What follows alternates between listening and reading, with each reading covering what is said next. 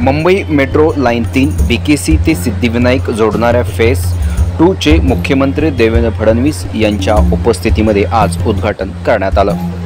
महाराष्ट्राचे मुख्यमंत्री देवेंद्र फडणवीस यांनी मुंबई मेट्रो लाईन 3च्या दुसऱ्या टप्प्याचे उद्घाटन केले, जो वांद्रे कुर्ला कॉम्प्लेक्स म्हणजे BKC ते सिद्धिविनायक मंदिर स्टेशनला जोडणारा एक महत्त्वाचा टप्पा आहे।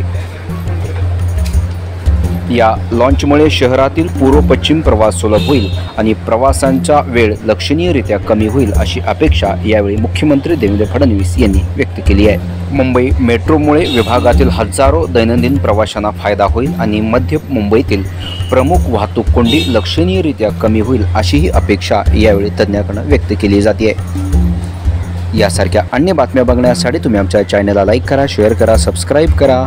धन्यवाद।